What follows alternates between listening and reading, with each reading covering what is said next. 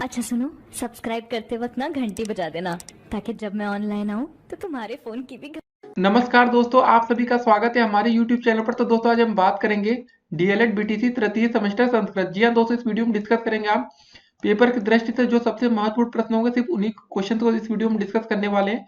तो दोस्तों ये वीडियो सीरीज की आज आप पार्ट 2 आज देखने वाले हैं। इससे पहले दोस्तों आपने अगर पार्ट 1 ना देखा हो, पार्ट 1 और पार्ट 3, जी हाँ दोस्तों, इस वीडियो को समाप्त होने के बाद पार्ट 1 और पार्ट 3 जरूर देखिएगा। और आप लोग पेपर में 25 में से 25 अंक कैसे ला सकते हैं, तो दोस्तों इस वीडियो को आप शुरू से लेकर अंत तक देखिएगा। एक भी प्रश्न को आपको स्किप या छोड़ना नहीं है।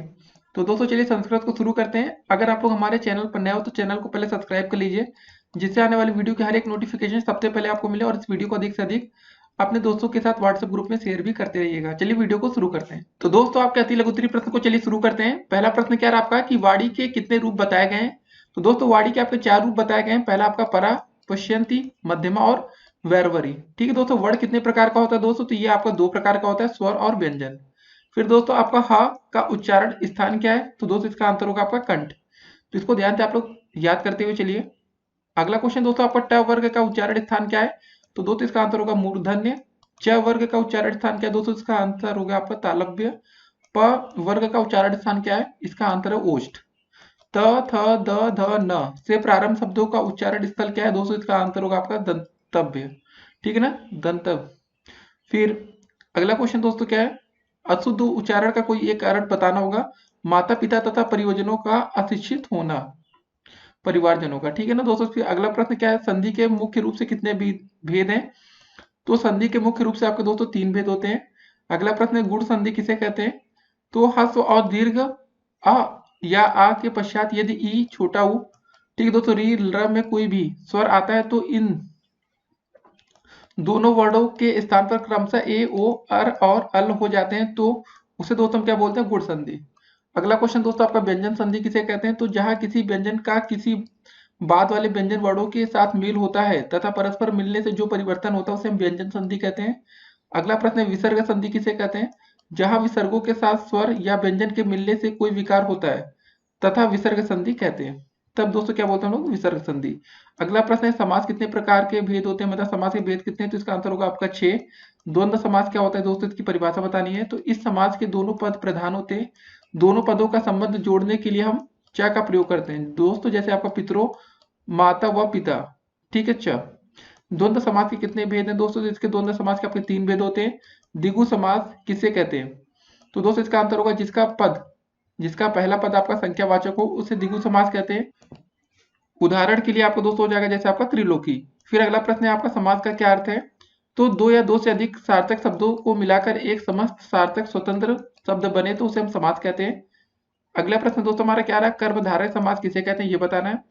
तो जो सामासिक पद विशेषण विशेष से व उपमा उपमेय से मिलकर बनते हैं वे कर्मधारय समास कहलाते हैं दोस्तों, जैसे नील कलम। फिर अगला प्रश्न रहा तत्पुरुष समास क्या है, तो इसमें उत्तर पद प्रधान होता है, प्रथम पद में द्वितीय से लेकर सप्तमी तक की विभक्तियां लगती है, इसका विग्रह विभक्ति के अनुसार ही किया जाता है, जैसे राजपुत्र। अगला प्रश्न दोस्तों रहा बहुब्रीहि समास क्या है, इसमें दोनों पद प्रधान होते हैं तथा दोनों पद किसी तीसरे पद की विशेषता बताते हैं, जैसे दोस्तों दशानन। ठीक है, फिर अगला क्वेश्चन दोस्तों हमारा क्या रहा, बहुब्रीहि समास के कितने भेद होते हैं, तो बहुब्रीहि समास के आपके 2 भेद होते हैं दोस्तों। नए प्लस अका में कौन सी संधि है दोस्तों, इसमें अयादि है। ठीक है ना। फिर अवनीसा में कौन सी संधि है दोस्तों, इसमें आपकी दीर्घ संधि है। महेशा में कौन सी संधि है दोस्तों, इसमें आपकी गुण संधि होती है। दिवालिया में कौन सी संधि है, तो इसमें दोस्तों आपका दीर्घ संधि। वसुधैव में कौन सी संधि है दोस्तों, इसमें आपका वृद्धि संधि हो जाएगा। पितरे किस विभक्ति एवं वचन का रूप होता है, तो दोस्तों ये आपका चतुर्थी विभक्ति एक वचन। फिर दोस्तों राजान का राजे, ठीक है दोस्तों, रूप में किस विभक्ति से बनता है, तो दोस्तों इसका आंसर होगा आपका चतुर्थी में। फिर नदी शब्द का नद्या रूप किस विभक्ति में बनता है, तो इसका आंसर होगा दोस्तों आपका पंचमी में। रमाडम रूप किस विभक्ति व वचन का है, तो दोस्तों ये षष्ठी विभक्ति बहुवचन है। धैनो का विभक्ति और वचन क्या दोस्तों, इसका सप्तमी विभक्ति और एक वचन। गुरुवे किस विभक्ति एवं वचन का रूप है, तो दोस्तों इसका आंसर होगा चतुर्थी विभक्ति एक वचन। फिर दोस्तों हम बात करेंगे आपके पितृ शब्द का षष्ठी एक वचन का रूप होगा दोस्तों पितु हो जाएगा। राज्य किस विभक्ति एवं वचन का रूप है, दोस्तों इंपॉर्टेंट क्वेश्चन है, तो आपका हो जाएगा षष्ठी विभक्ति बहुवचन। भगवान किस विभक्ति एवं वचन का रूप है, तो प्रथमा विभक्ति एक वचन। फिर अगला प्रश्न दोस्तों आपका आता है कि क्रिया किसे कहते हैं, जिस शब्द के द्वारा किसी कार्य के होने या करने का पता चले उसे दोस्तों हम क्रिया कहते हैं। धातु किसे कहते हैं दोस्तों, इसको बता रहे हैं। तो क्रियाएं जिन मूल शब्दों से प्रत्यय जोड़कर बनाई जाती हैं उन्हें हम दोस्तों धातु कहते हैं। फिर भू धातु लोट लकार प्रथम पुरुष बहुवचन क्या होगा दोस्तों, तो ये आपका हो जाएगा भवंतुः। ठीक है दोस्तों। फिर अस धातु लट लकार प्रथम पुरुष एक वचन क्या होगा दोस्तों, तो भविष्यति हो जाएगा। गम धातु विधिलिंग लकार उत्तम पुरुष एक वचन क्या होगा दोस्तों, इसका गच्छेम। देखिए दोस्तों, इसका प्रॉपर आंसर आपको आपके लघु त्री जो वीडियो हमारी बनेगी इसके बाद पार्ट 3 में, तो उसमें दोस्तों आपको एक एक क्वेश्चन के और भी विस्तृत रूप में आंसर आपको देखने को मिलेंगे। ये तो आपके खाली एक एक नंबर के क्वेश्चन, तो दोस्तों इसको इस तरह एक्सप्लेन किया जा रहा है। फिर अगला प्रश्न है दोस्तों, पट धातु के विधिलिंग लकार मध्यम पुरुष एक वचन का रूप लिखना है। तो दोस्तों इसका आंसर होगा आपका पठे। पीताम्बरा में कौन सा समास है दोस्तों, इसमें आंसर हो जाएगा बहुब्रीहि समास। पितरों में कौन सा समास है दोस्तों, इसका आंसर होगा द्वंद्व समास। त्रिलोचना में कौन सा समास है, तो द्विगु समास। रामकृष्णों में कौन सा समास है दोस्तों, द्वंद्व समास हो जाएगा। ठीक है ना। राजपुरुषों में कौन सा समास है दोस्तों, तत्पुरुष समास हो जाएगा। हरिहरों में कौन सा समास है, इसमें हो जाएगा आपका द्वंद्व समास। नीलांबरा में कौन सा समास है दोस्तों, इसका आंसर हो जाएगा बहुब्रीहि समास।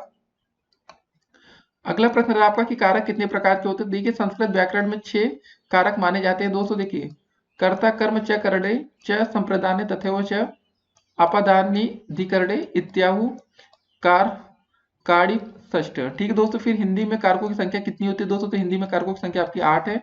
रामेण सह सीता वनम गतवती वाक्य में रामेण पद में कौन सी विभक्ति है दोस्तों, तो ये बताना है। तो इसका आंसर होगा आपका तृतीय विभक्ति। फिर अगला प्रश्न दोस्तों हमारा कि दशरथ पुत्र वनम अगमत में दशरथ पद में कौन सी विभक्ति दोस्तों, इसका आंसर हो जाएगा आपका षष्ठी विभक्ति।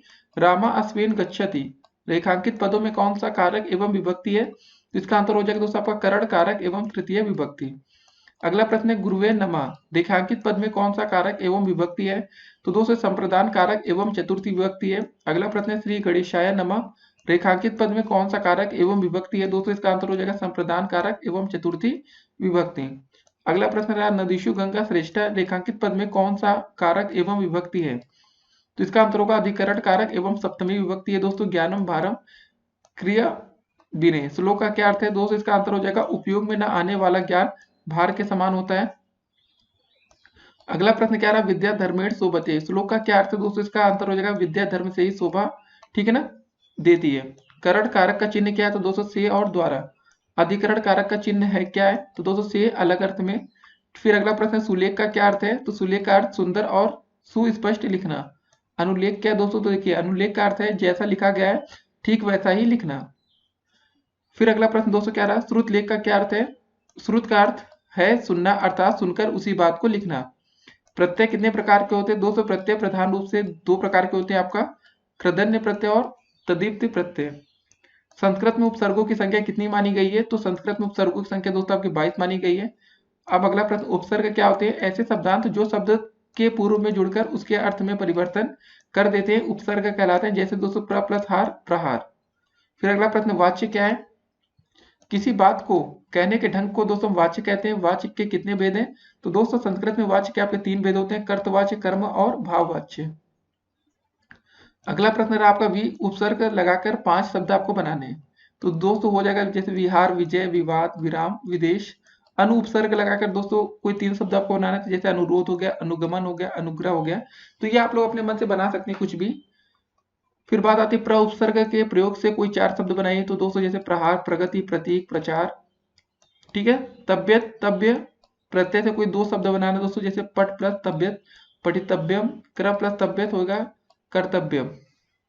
फिर दोस्तों अगला क्वेश्चन आता है हमारा कत त प्रत्यय के प्रयोग से कोई 4 शब्द बनाए, तो दोस्तों हस प्लस अक्त हो जाएगा हसितम, दा प्लस का मतलब हो जाएगा दत्तम, भू प्लस का भूतम, ग्रह प्लस कत ग्रहितम।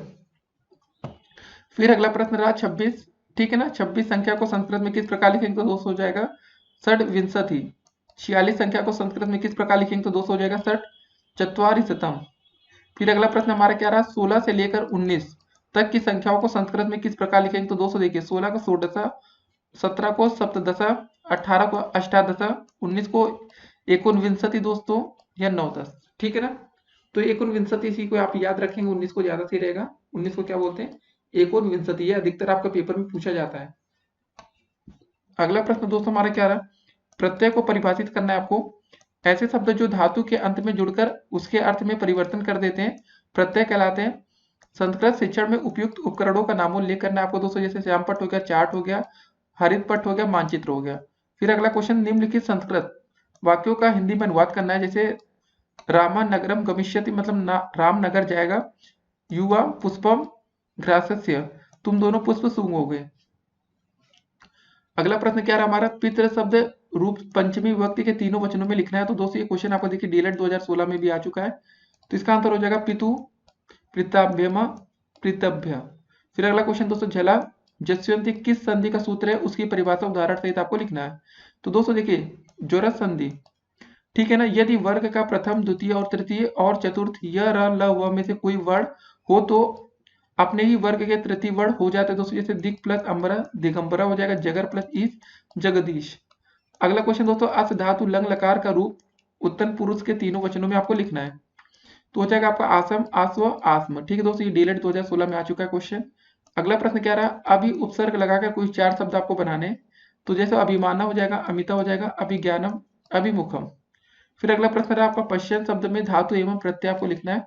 तो पश्य धातु सत प्रत्यय। तो दोस्तों अगला प्रश्न क्या रहा हमारा, रामाय गाम ददाति में कौन सा कारक है आपको ये बताना है। तो दोस्तों रामाय गाम ददाति में चतुर्थी विभक्ति और एक वचन का प्रयोग किया गया है। फिर दोस्तों अगला क्वेश्चन हमारा क्या रहा है, गुरु शब्द में के सप्तमी विभक्ति के सभी वचनों के रूप में आपको लिखना है। तो दोस्तों गुरु के रूप देखते हैं, विभक्ति और एक वचन। सप्तमी में दोस्तों गुरु हो जाएगा, द्विवचन में दोस्तों क्या हो जाएगा आपका, बहुवचन में गुरुओ गुरुसु। फिर दोस्तों अगला प्रश्न, नायका का संधि विच्छेद कीजिए तथा संधि का नाम भी आपको लिखना है। तो दोस्तों 9 प्लस अका नायका, ठीक है ना। फिर अगला प्रश्न क्या रहा है, गम धातु में कत्वा प्रत्यय लगाकर आपको शब्द बनाना है। ठीक है, प्रत्यय धातु दोस्तों क्या है गम, प्रत्यय दोस्तों क्या है कत्वा, तो हो जाएगा दोस्तों आपका गत्वा। अक प्रत्याहार के अंतर्गत कौन से वर्ड आते हैं दोस्तों आपको ये बताना है। तो अक प्रत्याहार के अंतर्गत आने वाले वर्ड निम्न है, छोटा ई उ री और र, ठीक है ना, ल। फिर दोस्तों अगला प्रश्न हमारा क्या रहा है, गम धातु में कोई 2 उपसर्ग लगाकर आपको शब्द बनाने हैं। तो दोस्तों गम धातु में उपसर्ग लगाकर बनाए हुए शब्द क्या है। तो गम दोस्तों और उपसर्ग है आपका क्या रहेगा अनु, तो अनुगमन हो जाएगा। गम में दोस्तों प्रति लगा देंगे तो प्रतिगम। फिर अगला प्रश्न क्या रहा हमारा, दीर्घ स्वर कितने होते हैं। तो दीर्घ स्वरों की दोस्तों संख्या आपकी 8 होती है जो निम्नलिखित है, बड़ा बड़ी उ री ए ओ औ। फिर अनुस्वार तथा अनुनासिक का एक एक उदाहरण आपको दोस्तों लिखना है। तो अनुस्वार का उदाहरण दोस्तों हो जाएगा धर्मम प्लस चर धर्मचर। अनुनासिक का उदाहरण दोस्तों दिक प्लस नाथ दिगन्नाथ। फिर दोस्तों वार्डगम मयम शब्द का संधि विच्छेद कीजिए तथा संधि का नाम भी आपको लिखना है। तो दोस्तों वाक्य प्लस मयम क्या हो जाएगा, वाटगमेन। ठीक है दोस्तों, ये आपका संधि विच्छेद हो जाएगा, इसको ध्यान में आपको रखना है, वाक प्लस मयम। अगला प्रश्न क्या रहा आपका, परोपकार शब्द का समास विग्रह कीजिए तथा समास का आपको नाम लिखना है दोस्तों। तो परोपकार शब्द में तत्पुरुष समास होगा, पर प्लस उपकार परोपकार, ठीक है ना, इसको ध्यान में रखना है। फिर अगला क्वेश्चन हमारा क्या रहा, मात्र शब्द के षष्ठी विभक्ति के तीनों वचनों के रूप में आपको लिखना है। तो मात्र शब्द के षष्ठी विभक्ति में, ठीक है दोस्तों, मातु हो जाएगा, मात्रो हो जाएगा और मात्रडाम। फिर दोस्तों शुरू सुन्ना धातु लट लकार प्रथम पुरुष के सभी वचनों के रूप में आपको लिखना है। तो दोस्तों शुरू में धातु के रूप में लट लकार में क्या हो जाएगा, प्रथम पुरुष में दोस्तों श्रेणति श्रेणता और श्रवंती। ठीक है दोस्तों, फिर अगला क्वेश्चन, प्रारंभ मुत्त मजना न परिव्यंजनती श्लोकांश का अर्थ आपको लिखना है। तो दोस्तों देखिए प्रारंभ कर्म घटना अनुकूल प्रतिकूल परिस्थितियां शरीर के रहने तक रहती है, परंतु ज्ञानी पर उसका कोई प्रभाव नहीं है। अगला प्रश्न क्या रहा है, युष्मत शब्द के प्रथमा विभक्ति के तीनों वचन का रूप आपको लिखना है। तो युष्मत शब्द के रूप, तो विभक्ति दोस्तों आपको प्रथमा है, त्वम हो जाएगा, युवाम हो जाएगा, युवम हो जाएगा। फिर दोस्तों बलिम याचते वसुधाम में बलि का कर्म संज्ञा विधायक सूत्र आपको लिखना है। तो दोस्तों देखिए धरती पर बल ही पूजनीय है, जिस प्रकार चींटी अपने बल के द्वारा कार्य करती है, तो यह कार्य कर्म संज्ञा विधायक सूत्र में आता है। फिर दोस्तों सूत्र क्या हो जाएगा, इस पृथ्वी पर कर्म है प्रधान पूज्य है। ठीक दोस्तों, उसके बाद बात करेंगे श्याम बुद्धिमान लड़का है, वाक्य का संस्कृत में अनुवाद आपको करना है।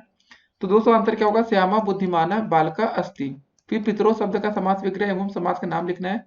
तो दोस्तों देखिए समास विच्छेद, ठीक है ना, माता व पिता 14 से हो जाएगा पितरों दोस्तों, और यहाँ पर क्या है एक शेष द्वंद्व समास है। फिर अगला प्रश्न क्या रहा हमारा, अक प्रत्याहार के अंतर्गत कौन कौन से वर्ड आते हैं ये लिखना है। तो अक प्रत्याहार में दोस्तों छोटा ई उ री र 5 वर्ड आते हैं। फिर अगला प्रश्न क्या रहा आपका, आसपास शब्द के प्रथम विभक्ति के तीनों वचनों के रूप में आपको लिखना है दोस्तों। तो हो जाएगा आपका अहम आवाम वयम। अच प्रत्याहार के अंतर्गत कौन कौन से वर्ड आते हैं ये आपको लिखना है।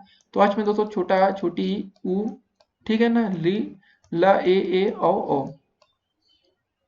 फिर अगला प्रश्न, वृत्तम यत्नेन संरक्षित, श्लोक का अर्थ लिखना है। तो दोस्तों चरित्र की रचना में जो हमारे चरित्र की रक्षा है उसे हमें यत्न पूर्वक करनी चाहिए।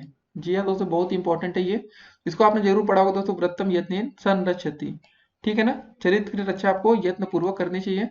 अगला प्रश्न क्या रहा हमारा, नासिका के द्वारा किन वर्णों का उच्चारण किया जाता है इसको बताना है। तो अंग, इय, ण, न, म वर्णों का उच्चारण दोस्तों नासिका के द्वारा किया जाता है। फिर भगवान वासुदेव को नमस्कार है, वाक्य का संस्कृत में आपको अनुवाद करना है।